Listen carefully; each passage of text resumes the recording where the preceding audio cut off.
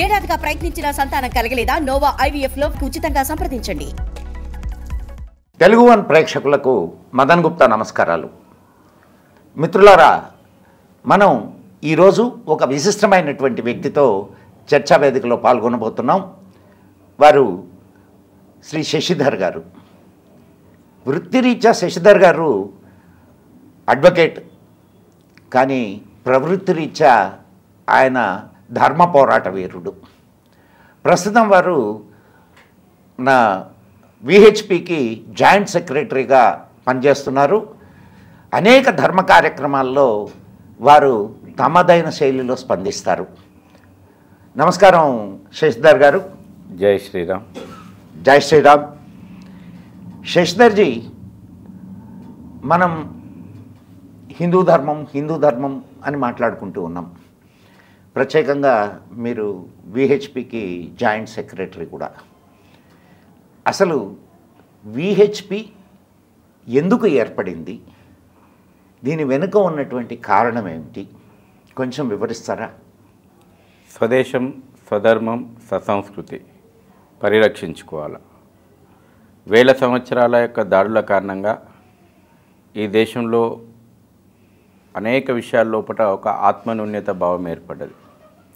మనదైనటువంటి ఒక గొప్పదైనటువంటి సంస్కృతి పట్ల మళ్ళీ ఈ తరానికి అవగాహన కల్పించడం, మన దేశం ఎదుర్కొంటున్నటువంటి అనేక సమస్యలు ఈనాటి తరం వాటిని ఎదురొడ్డి పోరాడే విధంగా మన సంస్కృతిని రక్షించుకునేటువంటి ఒక మహాయజ్ఞం లోపల సమాజాన్ని భాగస్వామ్యం చేయడం కోసం ఇంతకాలం మనం దాడుల కారణంగా ఏదైతే కోల్పోయినామో మళ్ళీ వాటిని మనం పునర్నిర్మించుకోవడం, జాతీయ పునర్నిర్మాణం అనేటువంటి ఒక లక్ష్యంలో భాగంగా మేము పనిచేస్తూ ఉన్నాం. ధార్మిక క్షేత్రంలో ఒకట మేము పనిచేస్తూ ఉన్నాం.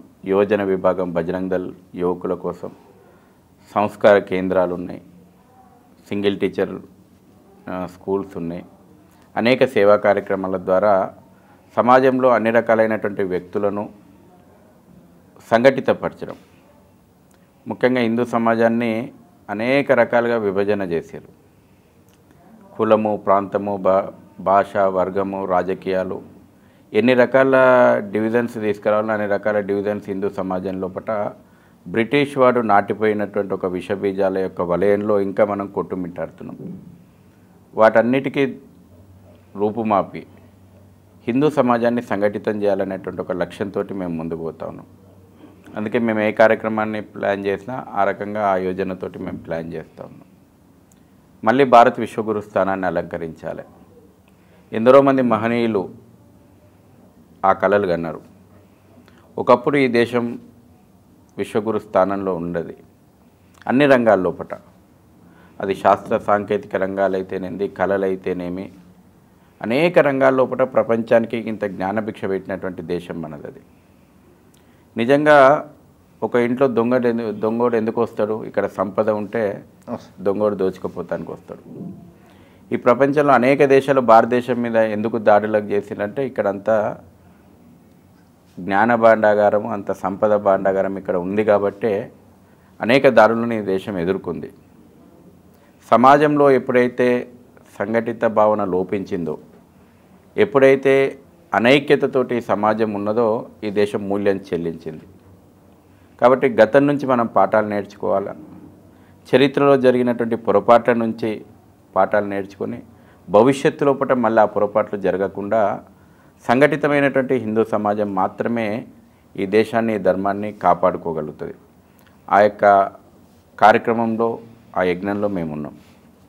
చాలా సదాశయంతో మీరు ముందుకు నడుస్తున్నారండి.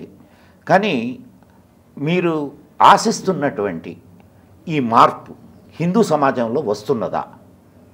అయోధ్యలో భవ్య రామ మందిరం నిర్మాణం ప్రాణప్రతిష్ఠ జరిగిన తర్వాత దేశవ్యాప్తంగా ఒక రకమైనటువంటి వైబ్రేషన్స్ మనం చూస్తున్నాం. హిందూ సమాజంలో వస్తుందా అంటే మన చరిత్రను మనకు తెలియకుండా ఇంతకాలం చేశారు. ఒడి, బడి, గుడి, ఈ మూడింటిని కూడా హిందూ సమాజం నుంచి దూరం చేశారు. ఇవాళ పాఠశాల లోపల మనదైనటువంటి గొప్ప సంస్కృతి గురించి, చరిత్ర గురించి తెలుసుకునేటువంటి అవకాశం లేదు. దారి దోపిడీ దొంగలను హీరోలుగా చిత్రీకరించి మనకు మన మైండ్లలో ఒక ఔరంగజేబు హీరో, ఒక అక్బర్ హీరో, ఒక బాబర్ హీరో, ఒక అలెగ్జాండర్ హీరో. అంటే ఈ దేశం పైన దోపిడీ చేయడానికి వచ్చినటువంటి దారి దోపిడీ దొంగలు, ఇక్కడ ఉన్నటువంటి సంస్కృతిని విచ్ఛిన్నం చేయాలనుకున్నటువంటి మూర్ఖులు, ఇక్కడ మహిళలపైన అకృత్యాలు చేసినటువంటి ఒక దుర్మార్గులు ఇవాళ పాఠ్యపుస్తకాల లోపల హీరోలు అయినరు. ఒక ఛత్రపతి శివాజీ గురించి కానీ, ఒక రాణా ప్రతాప్ గురించి కానీ, ఒక వివేకానందుని గురించి కానీ, ఒక ఝాన్సీ లక్ష్మీబాయి గురించి కానీ, ఒక రాణి రుద్రమ గురించి కానీ మనకు పాఠాలు చెప్పరు. రాముని గురించి, కృష్ణుని గురించి చెప్పుకోవాలనుకుంటే మనం మతతత్వవాదులమైన, మతోన్మాదులమైన. ఇవాళ రామాయణం ఈ దేశం ఆదర్శంగా ఉన్న రోజులు సమాజం ఏ రకంగా ఉంది, రాముణ్ణి, కృష్ణుణ్ణి, రామాయణ మహాభారతాలను మనకు దూరం చేసిన తర్వాత ఇవాళ సమాజంలో వస్తున్నటువంటి చెడేందో మనం చూస్తున్నాం. కాబట్టి ఆ యొక్క కుట్రలకి ఇక కాలం చెల్లింది. ఈ రోజున డిజిటల్ యుగం వచ్చింది. ప్రతి చిన్న సంఘటన పూర్వాపరాలు వల్ల సమాజం ఆలోచన చేస్తుంది. మనం చూస్తూ ఉన్నాం. ఒకప్పుడు కొన్ని ప్రముఖమైనటువంటి పత్రికలు, ప్రముఖమైనటువంటి ఛానళ్ళు వాళ్ళు చెప్పిందే వేదం, వాళ్ళు చూపిందే సత్యం. ఇవాళ ఆ కాలం పోయింది. ఈ డిజిటల్ యుగం లోపల చూస్తున్నాం మనం యువకులు ఏ చిన్న విషయం వచ్చినా దాని వెనకాల కారణాలు ఏంది, దాని పూర్వాపరాలు ఏంది, వాస్తవాలు ఏంది, 2 నిమిషాల లోపల మళ్ళీ దానికి కౌంటర్స్ వస్తున్నాయి. ఈ రోజున ఇప్పుడున్నటువంటి యువత సగౌరవంగా చెప్పుకుంటున్నారు.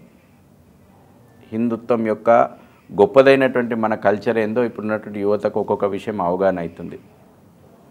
500 సంవత్సరాల సుదీర్ఘ పోరాటం తర్వాత మనం అయోధ్యలో రామ మందిరం పునర్నిర్మాణం చేసుకున్నాం. ఎందుకు ఈ సమాజం 500 సంవత్సరాలు కొట్లాడింది? కేవలం ఒక మందిరం కోసం కొట్లాడేది. ఏదైతే నేను చెప్పినో జాతీయ పునర్నిర్మాణంలో ఒక స్వాభిమాన మందిరాన్ని, ఒక ఆత్మగౌరవ మందిరాన్ని పునర్నిర్మించుకోవాలనేటువంటి పోరాటాలు ఈ సమాజం చేసింది కదా. 4.5 లక్షల మంది రామభక్తుల బలిదానాలు, 500 సంవత్సరాల సంఘర్షణ, 138 సంవత్సరాల న్యాయ పోరాటం తర్వాత లభించినటువంటి విజయం ఏదైతే ఉందో ఈ తరం దాని ప్రేరణ పొందింది. అందుకే మనం చూస్తున్నాం చిన్న చిన్న పిల్లలు కూడా జై శ్రీరామ్ అని అంటున్నారు.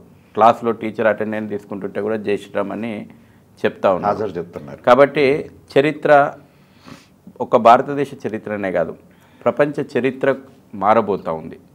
అందుకే ప్రాణప్రతిష్ఠ మహోత్సవంలో చాలా స్పష్టంగా ప్రధానమంత్రి గారు ఆ విషయం చెప్పారు.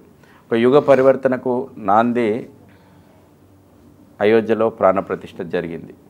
కాబట్టి అనేక రంగాల్లోపట స్వ అనేటువంటి భావన, స్వ అంటే అన్ని విషయాల లోపట నాది, నా దేశము, నా సంస్కృతి, నా వారసత్వము అనేటువంటి దాంట్లో ప్రతిదీ ఇవాళ యువత ఈ దేశం గురించి నేనేం చేయాలి, ఈ సంస్కృతి గురించి నేనేం చేయాలి, నా గొప్పదైనటువంటి సంస్కృతిని నేను ఎట్లా భావితరాలకు పరిచయం చేయాలి, అన్ని రంగాల లోపల స్వ అనేటువంటి భావన ఈరోజు ఈ తరానికి నిర్మాణమైంది. తప్పకుండా ఇది ప్రపంచ గతిని, భారతదేశ గతిని, భారతదేశాన్ని విశ్వగురుస్థానం చేయడం ద్వారా ప్రపంచ గతిని మార్చబోతా ఉన్నాం. Very good sir. ఒక చిన్న ఇప్పుడు విహెచ్పి ఇటువంటి భావనలు, విహెచ్పి కానివ్వండి, ఆర్ఎస్ఎస్ కానివ్వండి, లేదా ఇతర హిందూ సంస్థలు స్టార్ట్ అయ్యి చాలా సంవత్సరాలు అయింది. కానీ ఇన్ని సంవత్సరాల నుంచి ఈ 10 సంవత్సరాల్లోనే ఒక హిందూ పొలిటికల్ ఐడియాలజీ ఒకటి ఎమర్జ్ అయింది అంటాను. మీరేమంటారు? ఒక భవనం నిర్మాణం చేయాలంటే పునాదుల కాడ నుంచి నిర్మాణం చేయాల్సి ఉంటుంది. ఈ రోజున మీకు భవనం కనబడుతుంది, డూప్లెక్స్ బిల్డింగో కనబడుతుంది, పునాదులు కనబడవు. ఇంతకాలం జరిగినటువంటి ప్రయత్నం అది. అనేక మంది త్యాగాలు, సమర్పణాభావం, సంఘ 100 సంవత్సరాల యొక్క శత జయంతి ఉత్సవం ఆర్ఎస్ఎస్ వచ్చే సంవత్సరం నిర్వహించుకుంటుంది. విశ్వ హిందూ పరిషత్ ఏర్పడి 60 సంవత్సరాలు అవుతుంది. అనేక రంగాల్లోపట అనేక క్షేత్రాలు నిస్వార్థంగా లక్షలాది మంది స్వయం సేవకులు తమ జీవితాలను ఈ దేశం కోసం అర్పణ చేసి ఏమీ కోరిక లేదు, కేవలం జాతీయ పునర్నిర్మాణం అనేటువంటిదే ఒక లక్ష్యం. వ్యక్తిగతమైనటువంటి కోరికలు కానీ సమాజంలో పేరు ప్రఖ్యాతుల గురించి ఆశించి పనిచేయకుండా ఇంతకాలం గడిచిన 100 సంవత్సరాలుగా జరిగినటువంటి ప్రయత్నం ఏదైతే ఉందో ఆ యొక్క సమర్పణ, ఆ త్యాగాలు గట్టి పునాదులను నిర్మాణం చేసింది. నిజమే. ఈ రోజున ఆ పైన ఉన్నటువంటి వాతావరణం మీరు చూస్తున్నాం కదా, ఆ పునాదుల మీద నిర్మాణమైనటువంటి బిల్డింగ్ ఇది. మీరు చెప్పింది నిజమే, కరెక్టే. కానీ 60 సంవత్సరాలు ఒక పొలిటికల్ యాస్పిరేషన్ లేకుండా హిందూ సమాజం నడిచిపోయింది. కానీ ఇప్పుడు అది తన తప్పు తెలుసుకున్నదా, కళ్ళు తెరిచిందా, ఇవన్నీ మనం అనుకునేదానికంటే ఈరోజు కొంత చైతన్యం కనిపిస్తుంది హిందూ సమాజంలో. కానీ మొత్తం సమాజంలో ఇంకా ఆ మార్పు రాలేదు అనేది నా అభిప్రాయం. మీరేమంటారు? ఇప్పుడు వస్తుంది. ఆశించిన దానికంటే ఇంకా 100 రెట్లు పెరగాల్సిన అవసరం కూడా ఉంది. చెప్తున్నాను కదా, రాజకీయాలు బ్రిటిషోడు నేర్చిపోయినటువంటి రాజకీయాలు, ఆనాడు బ్రిటిషోడు చేసిన రాజకీయాలు అవే, ఈనాడు కుహానా సెక్యులర్ పార్టీలు చేస్తున్నటువంటి రాజకీయాలు అవే. ఇవాళ ఎందుకు ఒక ఆయన జై శ్రీరామ్ అని అనొద్దంటున్నాడు? ఎందుకు ఈ రాజకీయ నాయకులకు జై శ్రీరామ్ అంటే ఎందుకు గుబులు పుడుతుంది, ఎందుకు భయం పుడుతున్నదంటే తమ యొక్క కుహానా సెక్యులిజం పునాదులు కదులుతూ ఉన్నాయి. హిందుత్వాన్ని ద్వేషించడము, హిందుత్వాన్ని వ్యతిరేకించడము ఇవల్ల ఈ దేశం లోపల అనేక రాజకీయ పార్టీలకు సెక్యులిజంగా కనబడుతోంది. మైనార్టీలను బుజ్జగించడము, minority appeasement, vote bank politics ఇవల్ల సెక్యులిజంగా వాళ్ళు అర్థం చెప్తున్నారు. నిజంగా ఈరోజు చేస్తుంది వాళ్ళు మతతత్వ రాజకీయాలు. సెక్యులరిజం ముసుగులో నడుస్తున్నటువంటి రాజకీయాలే మత రాజకీయాలు, మతోన్మాద రాజకీయాలు, అప్పీజ్మెంట్ పాలిటిక్స్. ఈ దేశాన్ని ముక్కలు చేస్తామన్నటువంటి వాళ్ళకి పోయి మద్దతు ఇస్తారు. యూనివర్సిటీ లోపల భారత్ తేరే తుకడే ఉంగే ఇన్షాల్లా నినాదాలు చేస్తే వాళ్ళకు పోయి మద్దతు ఇస్తున్నటువంటి రాజకీయాలు ఏవి? వాళ్ళకి సీట్లు కూడా ఈ దేశానికి స్వాతంత్రమే తీసుకొచ్చినామని చెప్పుకుంటున్నటువంటి కాంగ్రెస్ పార్టీ నేతలు పోయి అధ్యక్షుడు పోయి స్వయంగా వాళ్లకు మద్దతు ఇస్తూ ఉంటారు. మతం ఆధారంగా ఈ దేశాన్ని విభజించినటువంటి పార్టీ ఇవాళ ఈ దేశానికి సెక్యులరిజం గురించి పాఠాలు చెప్తుంది. భారతదేశాన్ని ఎవరు విభజించారు మతం పేరు మీదన? 1947 ఆగస్టు 15వ తారీఖు రోజున మనం స్వాతంత్రం అనేటువంటి ఒక దాన్ని తీసుకొని వచ్చి దేశాన్ని మతం పేరు మీద కదా ముక్కలు చేసింది. ఈరోజు కూడా మతపరమైనటువంటి రిజర్వేషన్లు ఇస్తా అన్నటువంటి వాళ్ళు సెక్యులరిజం పాఠాలు చెప్తా ఉన్నారు. భారత రాజ్యాంగం ముక్త కంఠంతో వ్యతిరేకించినటువంటి మతపరమైనటువంటి రిజర్వేషన్లను ఇస్తామని చెప్పేసి వాళ్ళు ఈ రోజున సెక్యులరిజంగా కనబడుతూ ఉంది.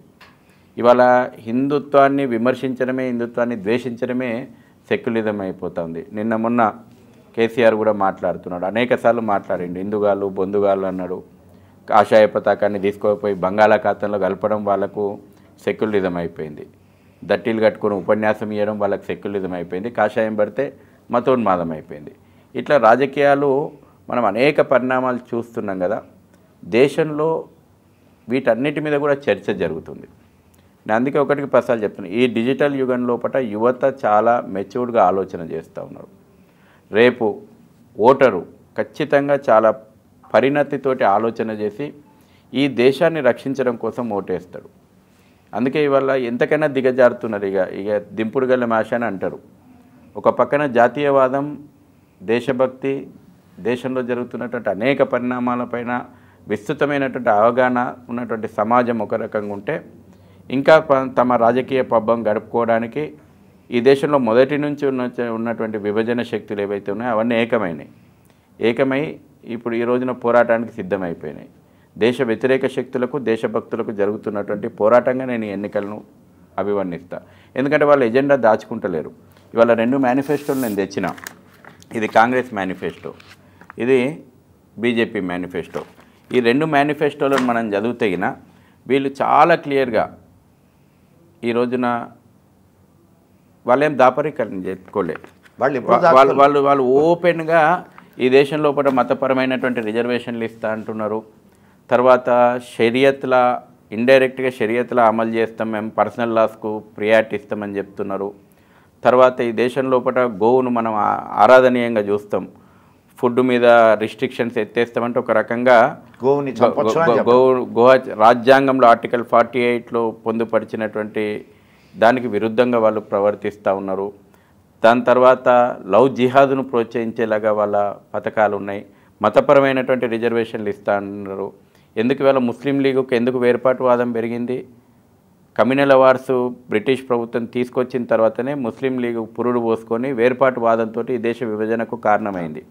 మళ్ళీ ఈరోజు దేశ విభజనకు కారణం కావద్దు భవిష్యత్తులోనే రాజ్యాంగ నిర్మాతలు రాజ్యాంగ సభ లోపట విస్తృతంగా చర్చించిన తర్వాత మతపరమైనటువంటి రిజర్వేషన్లు కల్పిస్తే ఈ దేశం మరో విభజనకు కారణమవుతుంది అనేటువంటి ఆలోచనతోటి ముందు చూపుతోటి రాజ్యాంగ నిర్మాతలు అందరూ కూడా ముక్త కంఠంతో మతపరమైనటువంటి రిజర్వేషన్లు ఇవ్వకూడదని చెప్తే ఈరోజు ఈ రాజకీయ పార్టీలు ఓటు బ్యాంకు కోసం ఇస్తామని చెప్తున్నారు. అంటే మరో దేశ విభజనకు పునాదులు వేస్తూ ఉన్నారు.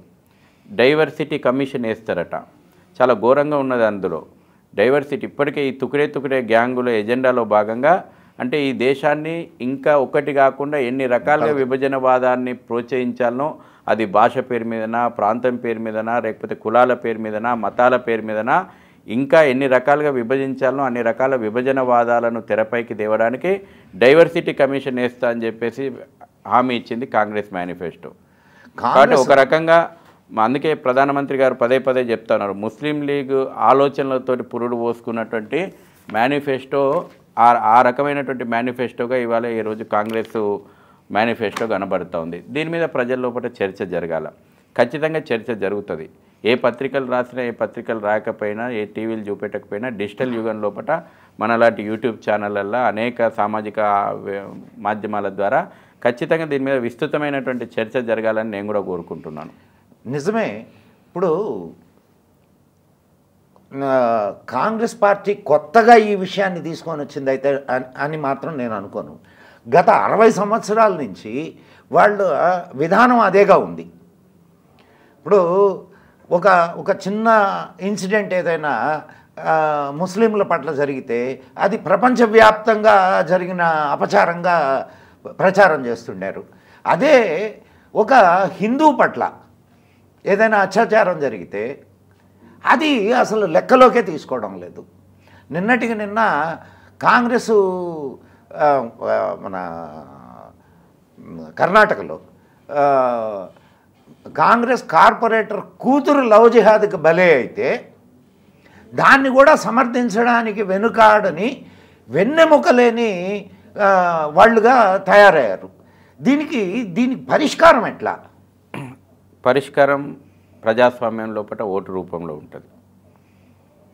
కాబట్టి ఓటరు చైతన్యవంతమైనటువంటి ఓటరు అన్నీ ఆలోచన చేయాలి. ఈ రోజున ఈ దేశం ఎందుకు విభజనకు గురైందో ఒక్కసారి మనం ఆలోచన చేద్దాం. ఎక్కడో 1000 సంవత్సరాల చరిత్రకు నేను పోతలేను. 1947 ఆగస్టు 15న ఈ దేశం ఎందుకు విభజనకు గురైంది? 1905 బెంగాల్ విభజనను అడ్డుకోగలిగినటువంటి ఈ ప్రజలు ఒక జాతీయవాద ఉద్యమం తోటి 1905 లోపల వందే మాతరం ఉద్యమాన్ని నిర్మాణం చేసి బెంగాల్ విభజనను అడ్డుకోగలిగినటువంటి ఈ దేశ ప్రజలు 1947లో ఈ దేశ విభజన ఎందుకు అడ్డుకోలేకపోయారు? ఈ మధ్యకాలంలో జరిగినటువంటి రాజకీయాలు, ఈ మధ్యకాలంలో జరిగినటువంటి 1905 నుంచి 1947 వరకు జరిగినటువంటి అపీజ్మెంట్ పాలిటిక్స్, 1905 నుంచి 1947 మధ్యన జరిగినటువంటి విభజనవాద రాజకీయాలు, వేర్పాటువాద రాజకీయాలు, కుట్రలు కుతంత్రాలు ఒక్కసారి మనం రిమైండ్ చేసుకోవాలి. దాని తర్వాత స్వాతంత్రం వచ్చిన తర్వాత నుంచి కూడా ఏం జరుగుతూ ఉంది? ఈ దేశాన్ని ఎన్ని రకాలైనటువంటి విభజనలకు గురి చేస్తూ ఉన్నారు రూలింగ్ పార్టీస్. ఇవాళ కాంగ్రెస్ పార్టీ స్వాతంత్రం మేమే తెచ్చిందని చెప్పుకుంటుంటారు కదా, ఆ కాంగ్రెస్ పాలన లోపలనే ఎన్ని రకాలైనటువంటి విభజనవాదాలకు పురుడు పోసుకుంది.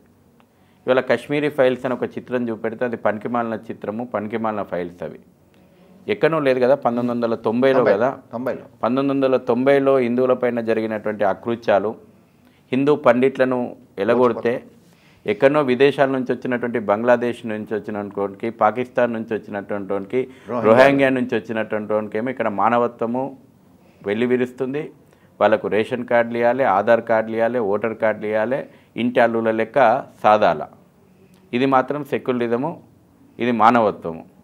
1990లో కాశ్మీర్ నుంచి వెళ్ళగొట్టబడ్డటువంటి కాశ్మీరీ పండితులు ఢిల్లీలో, ముంబైలో, హైదరాబాద్లో ఫుట్పాత్ల మీద, నడి రోడ్డు మీద ఆకలికి అలమటిస్తుంటే వాళ్ళని ఆదుకుంటే మనం మతోన్మాదులమైపోయినాం. వాళ్ళ గురించి మాట్లాడితే మనం మతోన్మాదులమైనాం. 1990లో జరిగింది. ఈ రోజున చిత్రం రూపం లోపల వాళ్ళు వస్తే అది కూడా గుబులు పుట్టిస్తూ ఉంది. కేరళ హైకోర్టు కదా మొట్టమొదటిసారిగా లవ్ జిహాద్ అనేటువంటి పదం వాడింది. మనం వాళ్ళే, విహెచ్పి వాడలేదు, ఆర్ఎస్ఎస్ మారలేదు, బీజేపీ వాడలేదు. లవ్ జిహాద్ ఒక విషపూరితమైనటువంటి కుట్ర. ఇది ప్రేమ పేరుతోటి సాగుతున్నటువంటి ఒక విషక్రీడ అనే పదం వాడింది కేరళ హైకోర్టు కదా. సాక్షాత్తు అన్ని కేసులను పరిశీలించి వాడింది కదా. కేరళ స్టోరీ అని చెప్పి దాన్ని ఏ విధంగా సమాజం లోపల జరుగుతుంది అని చూపెడితే అది ఒక పనికి మాలినటువంటి స్టోరీ సినిమా అయిపోయింది. ఆ విషయాలు తెలియవద్దు. అవి తెలిస్తే వీళ్ళ రాజకీయ పబ్బం గడవదు. మొన్నటికి మొన్న రజాకార్ సినిమా వచ్చింది కదా, ఎంత విషయం కక్కారు తెలియదా? ఇప్పటికీ మారుమూల గ్రామం లోపల తెలంగాణలో పోయి బతుకున్నటువంటి వాళ్ళని అడిగితే రజాకారులు చేసినటువంటి అకృత్యాలు తెలుస్తాయి. లేదంటే కనీసం బతుకమ్మ పాట పోయి మారుమూల తెలంగాణలో ఆ పాటలు వినండి. రజాకారుల అకృత్యాలు పాటల రూపంలో ఈరోజు కూడా వినబడతాయి. ఇన్ని రకాలైనటువంటి ఘోరమైనటువంటి అకృత్యాలు జరిగితే ఇవాళ నిజాం ఆదర్శవంతమైనటువంటి పాలన అయిపోయింది. వీళ్ళకు ఎక్కడనో టర్కీలో చచ్చిపోయినటువంటి నిజాం వారసుని తీసుకొచ్చి ఇక్కడ అధికారిక లాంఛనాలతోటి అంత్యక్రియలు చేయడం అంటే ఎటుపోతున్నాయి? మీ అపీజ్మెంట్ పాలిటిక్స్ ఎక్కడికి దిగజారుతూ ఉన్నాయి? అసలు ఇక్కడి ప్రజల మీద, ఇక్కడి ప్రజల మాన ప్రాణాల మీద అకృత్యాలు చేసినటువంటి ఒక రాజకుటుంబం వారసులను తీసుకొచ్చి ఇవాళ ఇక్కడ గన్ సెల్యూట్ చేపించి, పోలీస్ సెల్యూట్ చేపించి తెలంగాణ ప్రజల యొక్క ఆత్మగౌరవాన్ని తాకట్టు పెడుతున్నారు కదా. ఈ అపీజ్మెంట్ పాలిటిక్స్కు పులి స్టాప్ పడాలా? ఈ ఓటు బ్యాంకు రాజకీయాలకు పులి స్టాప్ పడాలా? అది ఏ పార్టీ అయినా సరే. ఇవాళ మిగతా కుహానా సెక్యులరిజం ముసుగులో జరుగుతున్నటువంటిది హిందూ వ్యతిరేక ఎజెండాతోటి సాగుతున్నటువంటి పాలిటిక్స్. అప్పీజ్మెంట్ ముసుగు లోపల మతోన్మాద రాజకీయాలు వాళ్ళు చేస్తున్నారు, మతతత్వ రాజకీయాలు వాళ్ళు చేస్తున్నారు. కాబట్టి చైతన్యవంతమైనటువంటి ఓటరు ఫస్ట్ 100% ఓటింగ్ కావాలా. ఇవాళ సమాజం లోపల మీ ఛానల్ ద్వారా మార్పు ఎప్పుడు వస్తుందని అడిగినరు. ప్రజాస్వామ్యం లోపల ప్రతి వ్యక్తిగతమైనటువంటి జీవితం నుంచి మొదలు పెట్టుకుంటే చాలామంది ఇది మాకు సంబంధం లేదు, ఓటింగ్ రోజు నాకు సంబంధం లేదు, నాకు హాలిడే ఇచ్చిండ్రు, ఇంట్లో రెస్ట్ తీసుకుంటారు చాలామంది ఉన్నారు. 50 నుంచి 55% దాటలేదు. చదువుకున్నటువంటి వాళ్ళు, చదువుకున్నటువంటి వ్యక్తుల యొక్క మౌనం ఈ దేశానికి ఎక్కువ ప్రమాదకరం. కాబట్టి మనం అందరం కూడా అప్పీల్ చేయాల్సింది ఏంటంటే విధానపరమైనటువంటి నిర్ణయాలు, దేశంలో ఉన్నటువంటి పరిస్థితులు, సమర్థవంతమైనటువంటి నాయకత్వం ఆలోచన చేసి మీరు పోయి ఓటేయండి. అప్పుడు మార్పు వస్తుంది. లేదంటే మేనేజరు పాలిటిక్స్, పర్సెంటేజు అయిపోయి వాళ్ళ ఈ గ్రూప్ని మేనేజ్ చేసుకుందాం, ఆ గ్రూప్ని మేనేజ్ చేసుకుందాం, ఈ రకమైనటువంటి రాజకీయాలకు తెరబడాలంటే ఫస్ట్ పౌరుడు బాధ్యతగా ఓటాకు ఉపయోగించుకోవాలి. ఈ దేశాన్ని ఇంట్రెస్ట్గా ఓటేయాలి. తర్వాత అంటే ఇంకొక వైపు నుంచి మనం ఆలోచిస్తే అక్కడ రాజకీయాలు చేస్తున్నది కూడా హిందువులే. నాన్ హిందూస్ చాలా తక్కువ. ఏది హిందూ వ్యతిరేక కార్యక్రమాలు చేస్తున్నటువంటి పాలిటిక్స్ చేస్తున్నటువంటి హిందువులు అంటే అటు ములాయం సింగ్ యాదవ్ మీకు తెలుసు, ఇది ఎంతమందిని కరసేవనప్పుడు కరసేవకులను ఎంతమందిని చెప్పారు 1990లో. అండ్ అక్కడ బెంగాల్లో చూస్తే ఆమె తెల్ల వస్త్రం ఒకటి వేసుకొని మహాపురుషురాల్లాగా ఆమె కనిపిస్తూ హిందువుల్ని మోసం చేయడం, హిందువుల పండగల మీద ఆంక్షలు, హిందువుల శోభాయాత్రల మీద రాళ్ళు అండ్ పోలీసుల ప్రతిబంధకాలు, ఇవన్నీ ఎప్పటికీ నివారణ జరుగుద్ది. ఈ దేశంలో హిందువు ఇది నా దేశం అనుకునేటటువంటి పరిస్థితి ఎప్పుడు వస్తుంది శశిధర్ గారు? స్వామి వివేకానంద చెప్పినట్టు హిందూగా జీవించడం హిందూ ఫస్ట్ అలవాటు చేసుకోవాలి. హిందూగా బతకడం వేరే, హిందూగా జీవించడం వేరే. మీరు చెప్పినటువంటి వాళ్ళందరూ హిందూగా బతుకుతున్నారు. హిందూగా జీవించాలంటే ఈ దేశాన్ని, ధర్మాన్ని, సంస్కృతిని రక్షించుకునేటువంటి అడుగు ముందడుగేస్తాడు, హిందూగా జీవిస్తాడు. అందుకే హిందూగా బతకడం వేరే, హిందూగా జీవించడం వేరే. ఇంకొక విషయం నేను చెప్తా. అంటే హిందూగా బతుకుతున్నారంటారా వీళ్ళు? హిందూగా బతకడం అంటే హిందూ అనే పేరును అడ్డం పెట్టుకొని అక్కడికే వస్తున్నాను. సెక్యులరిస్ట్ ఎవడు కూడా ఈరోజు హిందువు కాదని నేను అంట. అదొక కొత్త మతంగా అవతరించింది. నేను సెక్యులరిస్టును, ఎందుకంటే సెక్యులర్ మతం. ఒక ముస్లిం సగౌరవంగా నేను ముస్లిం అని చెప్పుకుంటున్నాడు, ఒక క్రిస్టియన్ నేను క్రిస్టియన్ అని చెప్పుకుంటున్నాడు, హిందువే నేను సెక్యులరిస్ట్ అని చెప్పుకుంటున్న వాళ్ళు చాలామంది అయినరు.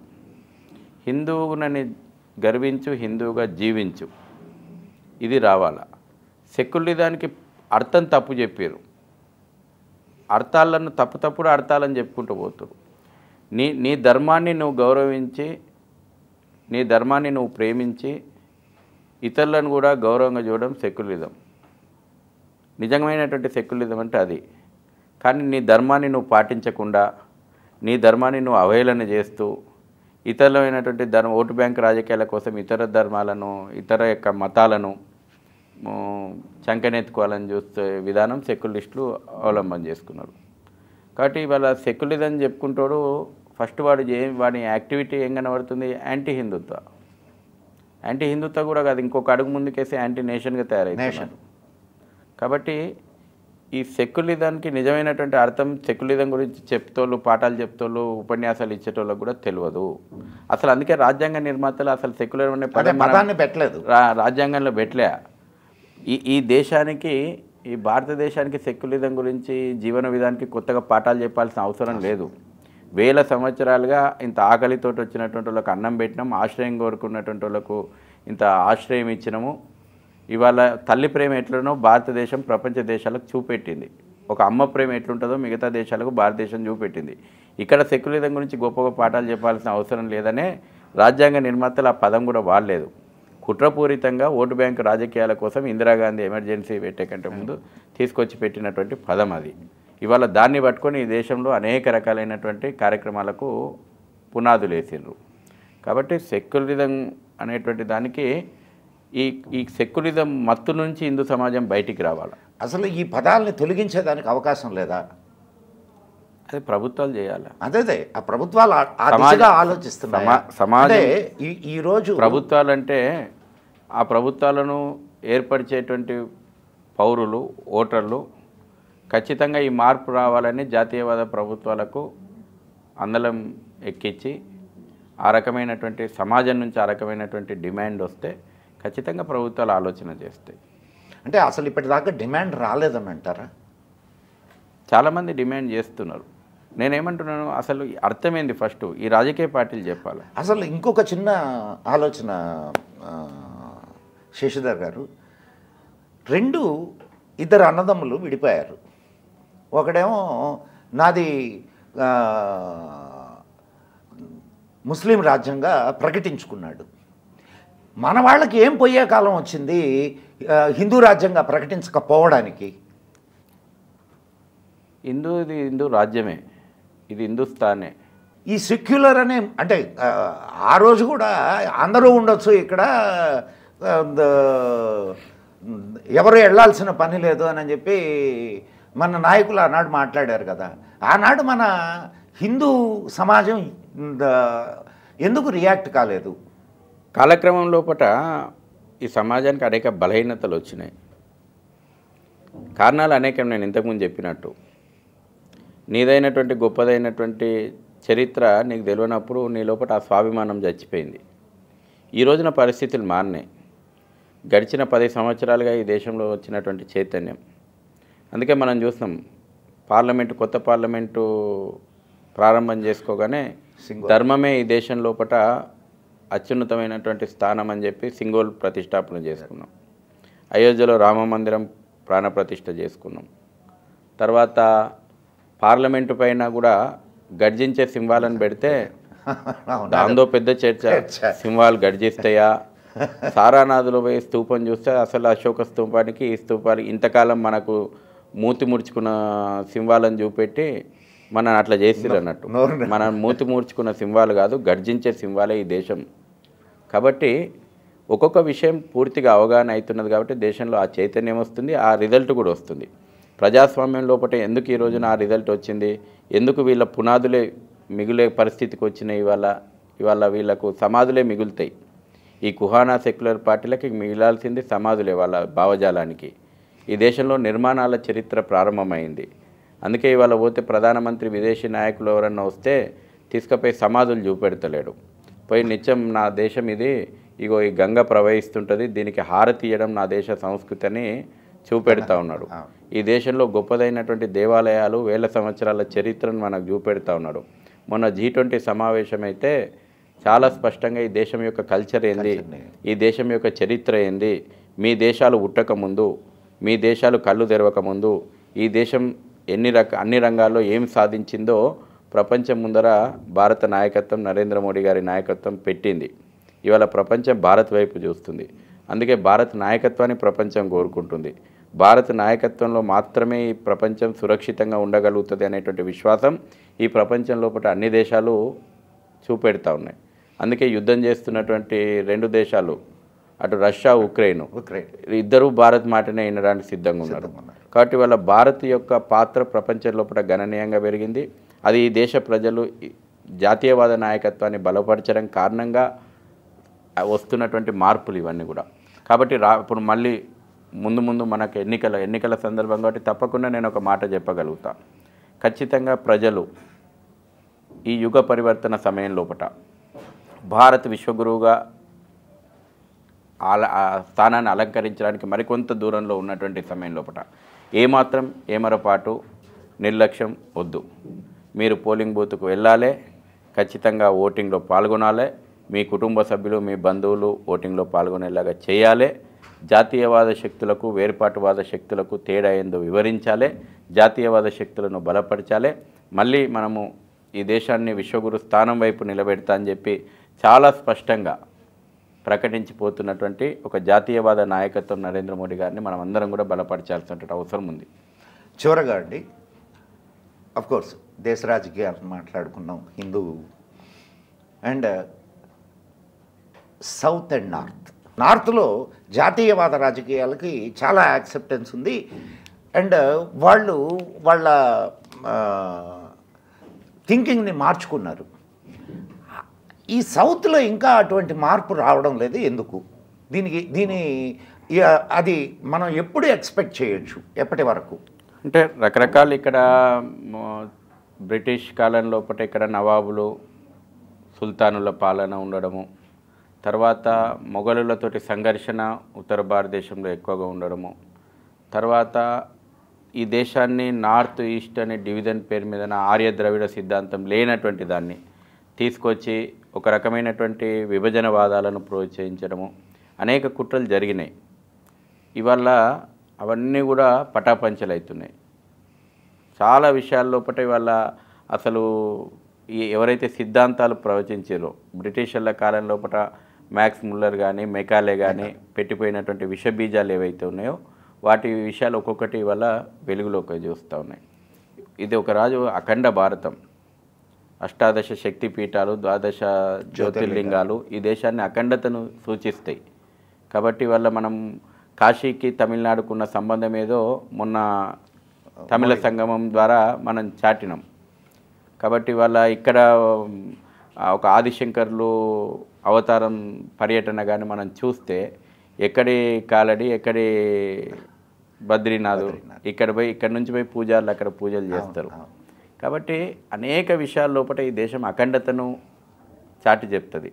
రాజకీయాలు ఈ దేశాన్ని విభజించినాయి. ఈ దేశంలో అంతకుముందు రాజ్యాలు లేవా, రాజుల మధ్యన యుద్ధాలు లేవా? రాజుల మధ్యన యుద్ధాలు జరిగినా ఈ దేశం అఖండత విషయం లోపల ఎవరికి అనుమానం లేదు. ఈ దేశం అనేక శైవం చూసింది, వైష్ణవం చూసింది, బౌద్ధం చూసింది. అనేక రాజులు తమ యొక్క వ్యక్తిగతమైనటువంటి మతాలు పాటించిన రాజ్యాల మీద దాన్ని రుద్దలేదు. రాజ్యాల ఆక్రమణ కోసం అది జరగలేదు. కాబట్టి అందరినీ సమదృష్టితో చూసిరు.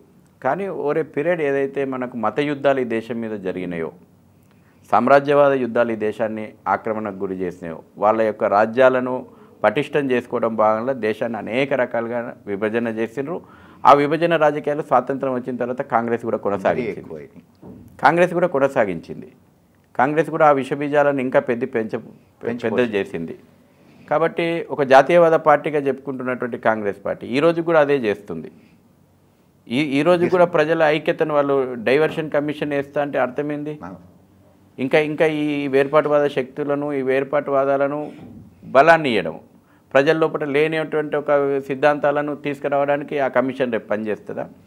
ఈ రోజున దేశ ఐక్యత గురించి మోడీ గారి ప్రభుత్వం పనిచేస్తుంది, అందులో సఫలీకృతమైంది. అందుకే ఈ సమాజం ముందరి వాళ్ళ తమిళనాడు లోపల వచ్చిన చైతన్యం ఏంది మనం చూస్తాం. ఇప్పుడు రామేశ్వరంలో అభిషేకం చేసినటువంటి రామేశ్వరం నీళ్లు తీసుకుపోయి, సముద్రం నీళ్ళు తీసుకుపోయి కాశీలో మనము అభిషేకం చేసి వస్తాం. దాని అర్థం ఏంది? ఈ దేశం ఏనాడైనా వేల వేల సంవత్సరాలుగా విడిపోయి ఉన్నదా? ఉత్తరం భారతం అని సపరేట్గా ఉన్నదా? ఆసేతు హిమాచలం కదా మనకు చెప్పుకుంటాం, సంకల్పంలో కూడా చెప్పుకుంటాం కదా. తర్వాత మనం సంకల్పం లోపల ఇక్కడ నదిని ఇక్కడ నదులను గంగా నదితోటి మనం పోల్చుకుంటాం. తర్వాత సంకల్పంలో మీరు అన్నట్టు సంకల్పం లోపల మనం ఈ దేశంలో ఇప్పుడు GPS లొకేషన్ లెక్క మనం సంకల్పంలో ఎక్కడ ఉన్నామో చెప్పుకుంటాం. కాబట్టి ఇది కేవలం రాజకీయ విభజనవాద సిద్ధాంతాలు ఏవైతే ఉన్నాయో వాటికి కూడా కాలం చెల్లింది. ఎందుకనంటే ఈరోజు సమాజం ఇప్పుడు చాలా మెచ్యూర్డ్గా ఆలోచన చేస్తుంది. అరచేతి లోపల అంత సమాచారం మనకి ఇవాళ అందుబాటులో ఉంది. జాతీయవాద శక్తులు కూడా అన్ని రకాల ఇప్పుడు మనలాంటి యూట్యూబ్ ఛానల్ కానీ అనేక రంగాల లోపల ఉన్నటువంటి మేధావులు కానీ మన యొక్క కల్చర్, గ్లోరియస్ కల్చర్ ఏందో వారు డిజిటల్ రూపం లోపల ఇవాళ చర్చకు తీసుకొస్తున్నారు. వాటికి ఇంకా కొన్ని వితండవాదాలు నడుస్తూ ఉన్నాయి.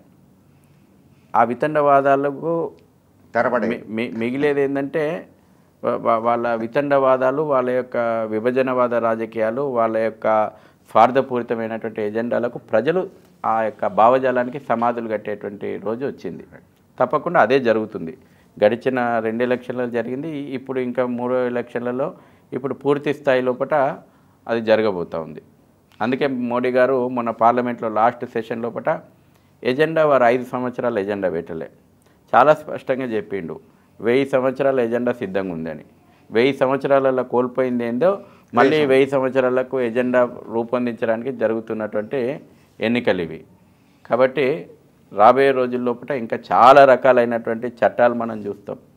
ఇవాళ చూస్తున్నాం ఈ దేశాన్ని పాపులేషన్ జిహాద్ నడుస్తుంది. దీన్ని అరికట్టొద్దా? ఈ దేశంలో పాపులేషన్ జిహాద్ అనేక రూపాల లోపల ఉన్నది.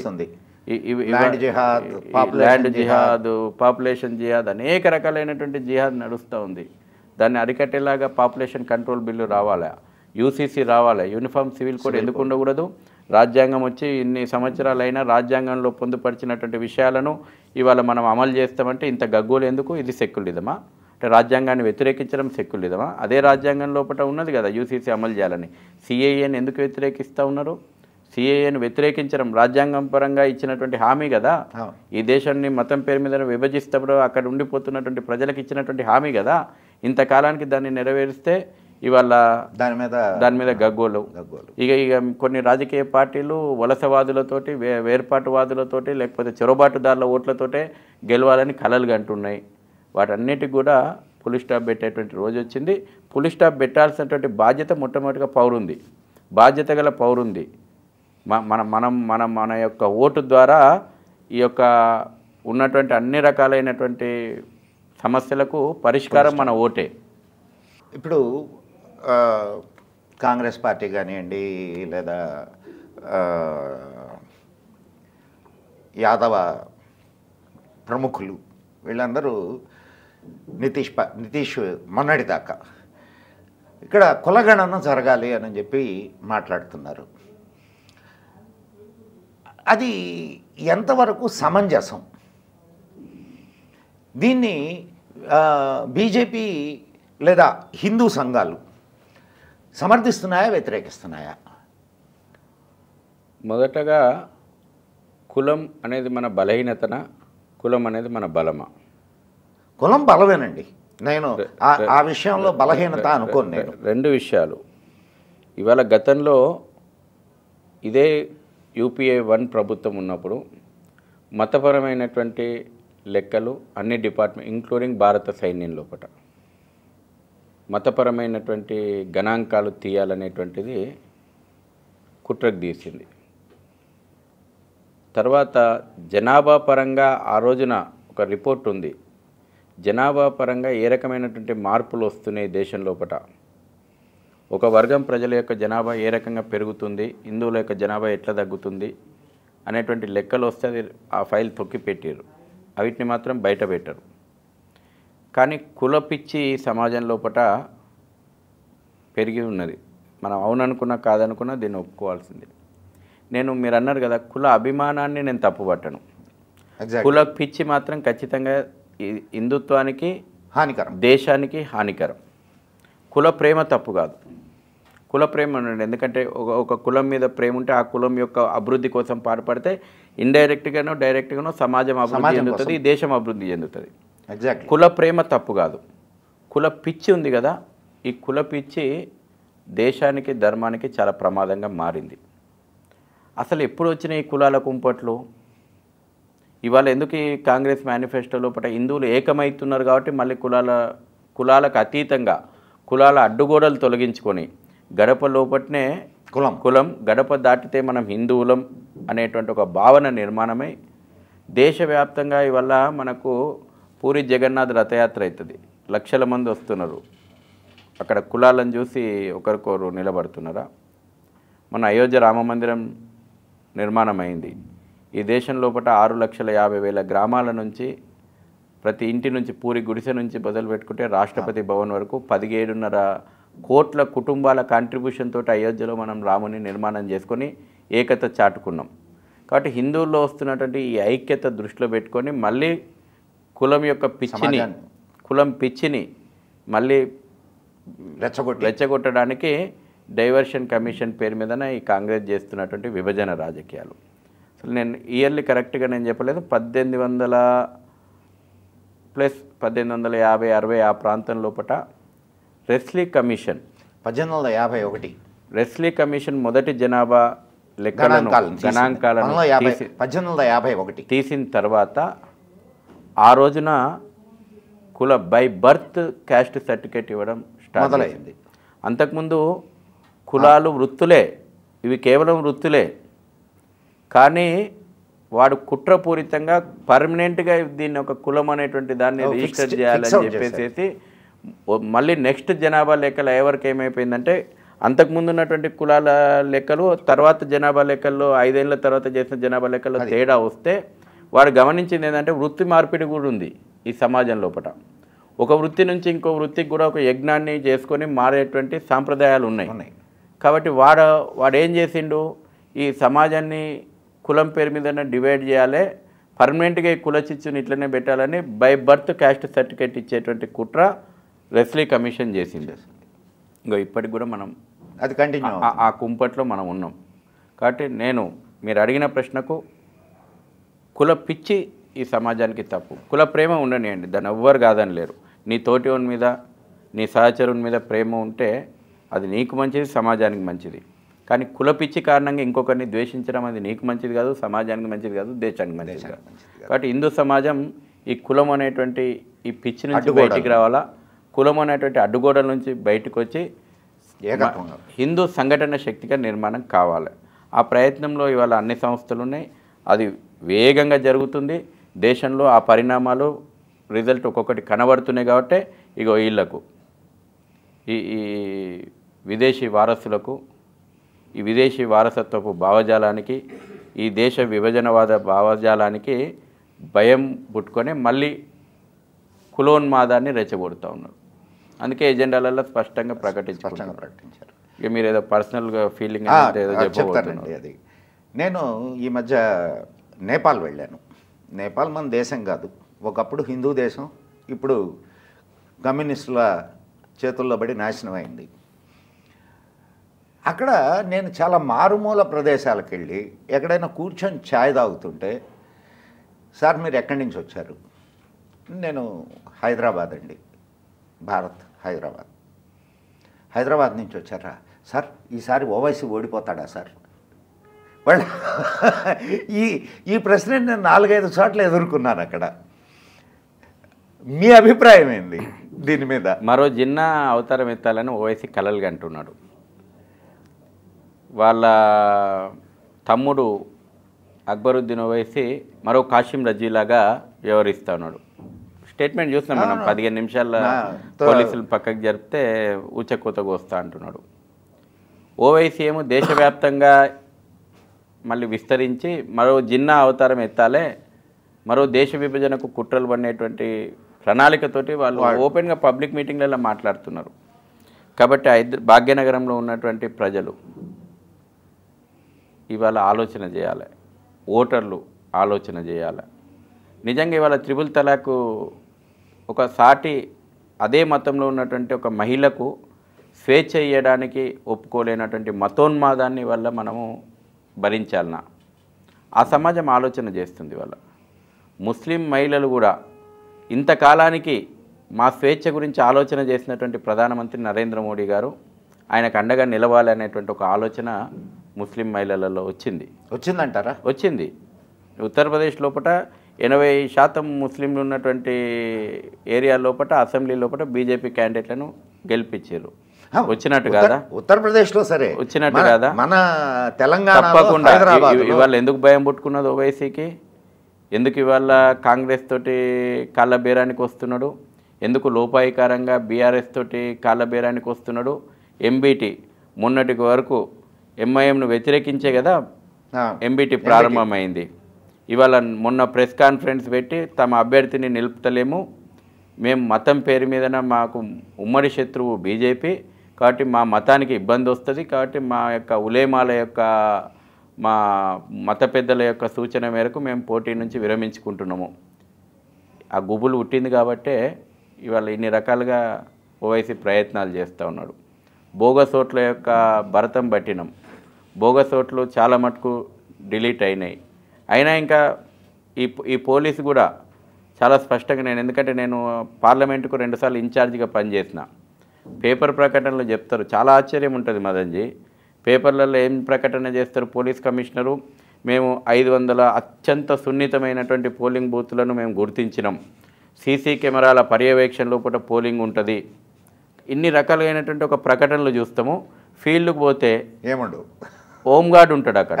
అత్యంత సున్నిత సమస్యాత్మకమైనటువంటి బూత్ అని చెప్పి ఒకటి గుర్తిస్తే నేను 2014లో ఇన్ఛార్జిగా ఉన్నప్పుడు కబూతర్ ఖానా అని ఒక బూత్ దగ్గర పోయినా. అక్కడ అత్యంత సున్నిత సమస్యాత్మకమైనటువంటి బూత్గా ఆ లిస్ట్లో పేరుంది. అది అక్కడ హోంగార్డ్ ఉన్నాడు. 12 ఏళ్ళు 13 ఏళ్ళ పిల్లలు కూడా నిలబడి ఓట్లు వేస్తున్నారు. అడిగేటోడు లేడు, ఆపేటోడు లేడు. మేము పోయి అక్కడ పోతే మా మీద దాడికి దిగడానికి ప్రయత్నం చేశారు. ఇమీడియట్గా నేను ఎలక్షన్ కమిషన్కు ఆన్లైన్లో కంప్లైంట్ చేస్తే అప్పుడప్పుడు కేంద్ర బలగాలు వచ్చినాయి. ఈసారి కూడా పోలీసు కూడా చాలా పటిష్టవంతమైనటువంటి ఏర్పాట్లు చేయాలి. కేంద్ర బలగాలను రంగంలోకి దింపాలా. కేంద్ర ఎన్నికల సంఘం ప్రత్యక్ష పర్యవేక్షకుని నియమించాలా. ఖచ్చితంగా అవన్నీ కూడా అయితే అని ఆశిస్తున్నాం. అవన్నీ అయ్యి ఈ రకంగా ప్రజల లోపల మార్పు వచ్చింది వల్ల నిజమైనటువంటి అభివృద్ధి ఏంది? ఇంతకాలం మమ్మల్ని ఓటు బ్యాంకు గవర్నమెంట్ ఎందుకు 40 ఏళ్ళు అవుతుంది, ఎందుకు ఇవాళ ఇంకా మురికి కూపన్ లెక్కనే ఉంది ఓల్డ్ సిటీ? మిగతా నగరం అభివృద్ధి చెందుతుంది, డబ్బులు ఏమైనా తక్కువ వస్తున్నాయా?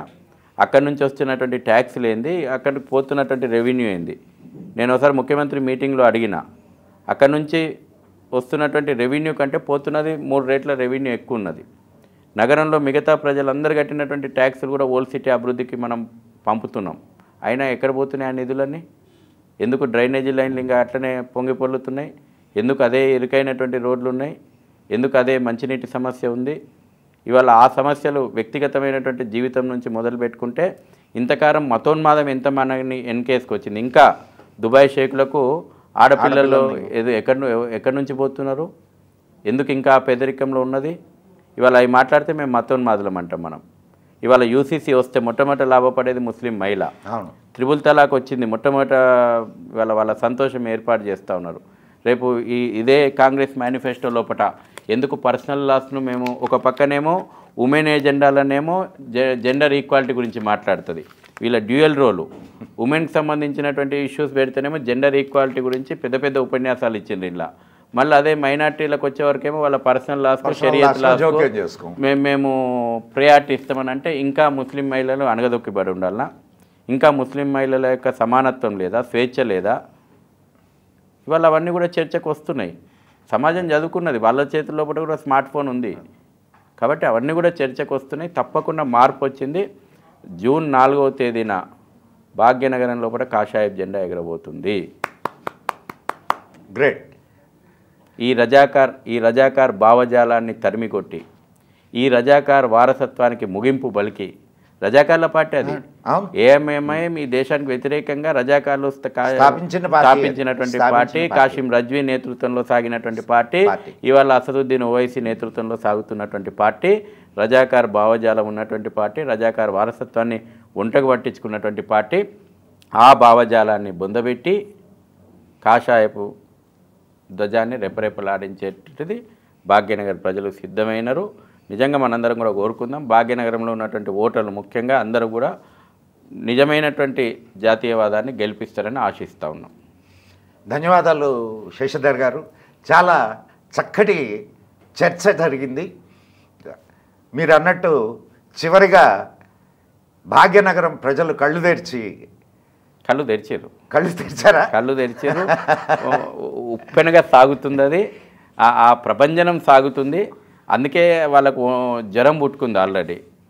సో ఒక మంచి మార్పు, మంచి సమాజం కోసం, మంచి మార్పు కోసం ఎదురు చూద్దాం. మరొక చర్చా వేదికలో మళ్ళా మిమ్మల్ని కలుస్తాము. అప్పటి వరకు సెలవు మరి. జై శ్రీరామ్. జై హింద్, జై మా భారతి.